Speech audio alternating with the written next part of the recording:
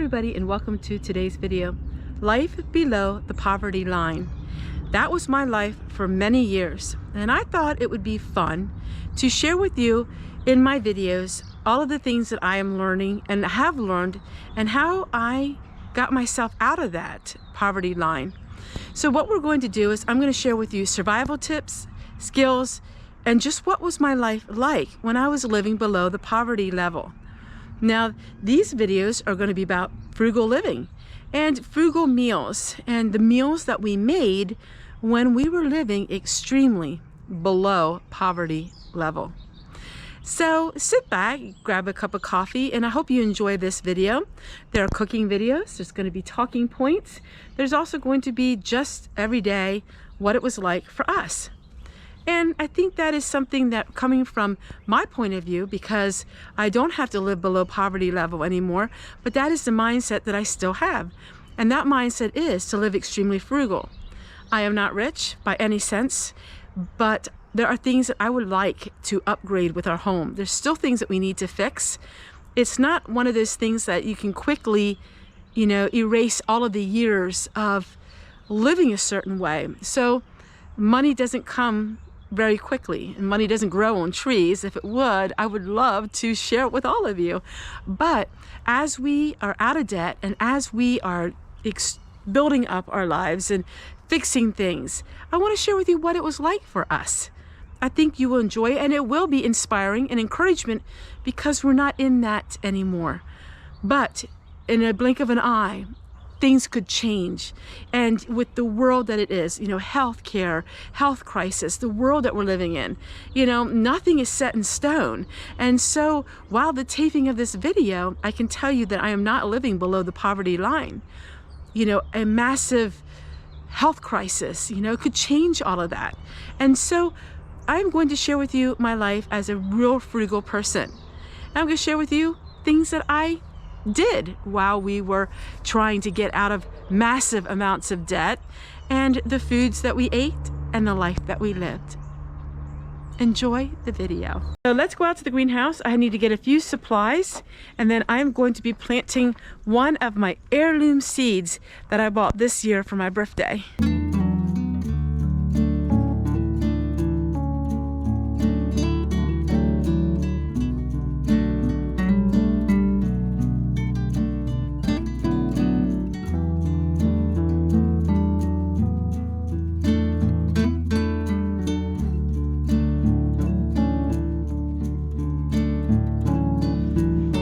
Right, these are kind of dirty from being in the potting shed all winter, so we're just going to rinse it off.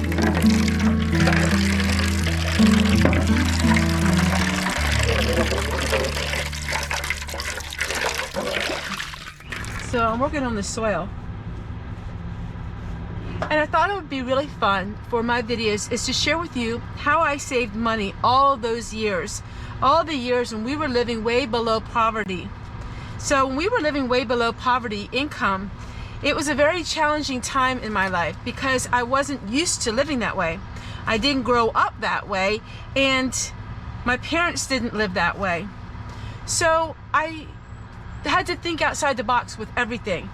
None of the recipes that I did followed the recipe books because a lot of times I was missing ingredients. And so in my videos, I'm going to be talking about what it was like for us living below the poverty level. When we had to sell our new vehicle and get a vehicle that was worth about $2,000, for us that was a huge deal instead of our $30,000 vehicle. So all of these things I learned, and being the homemaker, it was up to me to save the money at home. I didn't use coupons and things like that because the coupons, really, it was for more expensive items. We just got staple food. The Dollar Tree really helped me out back then because I was able to get things that I need. If I only had $5 in my pocket and I needed 5 items, the Dollar Tree was the place to go. This was before we had Amazon, well, at least before I had Amazon and the internet. It was just my very small world that I had. I remember when I bought a canner, It took us months and months and months to save for a $70 canner. And then I canned everything I could find. I would glean off of other people's gardens. When people were finished gardening and there was food left, you would find me gleaning off of that. We ate very well. We didn't eat much meat, but we had just what we needed. All right, let's see how this is looking. I didn't have money for potting soil, so we would go out in the fields and we would dig up dirt. I didn't have money for seeds, so I would put in an advertisement for free in our local paper asking if people had any old garden seeds that they didn't want. You'd be surprised how many people answered me on that. I did a video recently on what to do, how to get just about anything for free. Now, we had car insurance and house insurance, but we didn't have any health insurance. We simply could not afford it. Our children didn't do a lot of extracurricular work for us with random jobs, and we would pay them. We would go to the library a lot. That's where we would get movies with some homemade pizza. The first couple weeks of living below poverty income, well, that was the hardest because we had to give up stuff that we thought we really wanted. After that, it got a little bit easier. You see, back then, I didn't have a YouTube channel, and back then I really didn't have a whole lot of friends. My friends were my family, my in-laws, my parents, and my grandparents. And they all talked about the good old days, the days of the Great Depression. See, my family, it never hit them very hard because they were all farm families. All right, I'm almost done here. I think the biggest savings was with food. So we saved a lot of money with food because we didn't go out to eat. We didn't buy anything convenience, no TV dinners, no frozen pizzas, nothing like that. No store-bought laundry soap. I would get some makeup at the Dollar Tree. I even made makeup. I would take marigolds, and it was amazing the things I would do because we would go to the library and I would get books on the old ways of living. Now, do I look back and think they were the good old days? Well, they were the hard days, but it was a time in our life where we banded together, we pulled together, and we had family time. We did everything as a family, and we still do, but it didn't involve anything outside of the home. I would be outside all day long, and of course, I had a garden.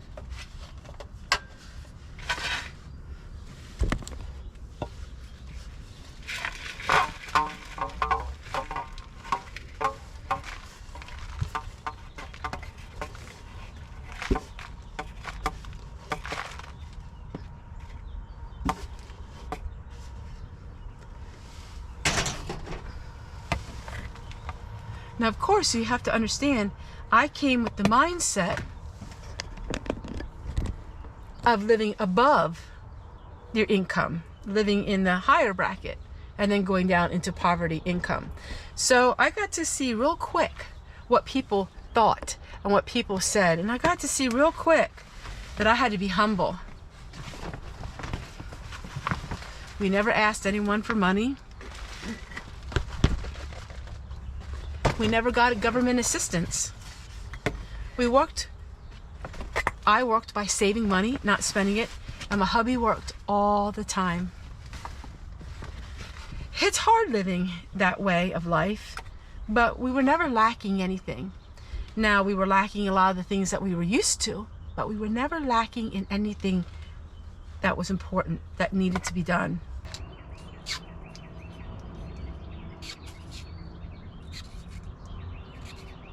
Blessings don't just come for people who are high income. Blessings don't just come for people who are low income.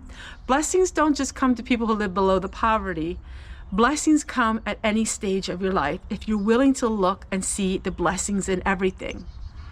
And I am doing that these days, and I'm doing that more and more, having a conscious effort to find the blessings in everything.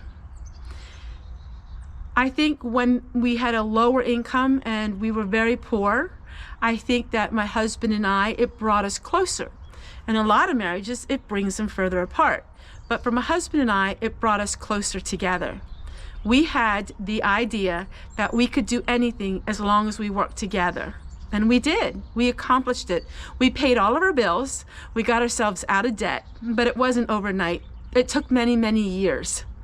But we did it together. And we know now what it's like to be in debt. And we know now what it's like to have a business that didn't do very well. We were in the foreclosure business. But with us, we would contract all of the work out, most of it. So that was a big expense. We didn't do a lot of the work ourselves. Now, we did all the painting and cosmetic work, but when it came to all the plumbing and the electrical and all of that, we hired that out. And so we really did well the first year and two, but after that, when the economy went whoop in 2007 and 2008, well, people weren't buying the houses, and there we were. So we learned all of these things, and we learned that sometimes in life things can happen beyond your control. One thing that happens a lot beyond people's control is their health. Yes, some of it is their control, but a lot of it isn't. Sometimes people can wake up and find themselves in a hospital with thousands of dollars in debt. That is life, and that happens to almost all of us at one point in our lives. So, looking back, it was quite an adventure. I've learned a lot through it, and I want to share that with all of you because that's all I know. I don't know about fashion trends. I don't know what it's like to live in today's society. When we were living in higher income, we didn't live a lavish lifestyle whatsoever. We had a nice home, nice cars, in-ground swimming pool. We would do a lot of entertainment, but I didn't dress lavishly, nor did we do a lot of lavish things. But nowadays, you don't have to do lavish things to find yourself deep in debt. Now I want to share with you what it was like for me. So you are going to be seeing what it's like when we lived below poverty level, because I still can teach people and I can still share with people what it's like to live really frugal, because I was the most frugal person I have ever known back when we got ourselves out of the debt. That's what I know. I was tightwad Tessie, and that's for sure, because we had one goal in mind, was to get ourselves out of debt and to never go back. And that's what you're going to see. That's what I'm going to do, because that's how I lived for many, many years of our life. And I continue to live that way because I continue to be frugal, because I never, ever want to live the life that I had lived way back when we weren't watching our pennies.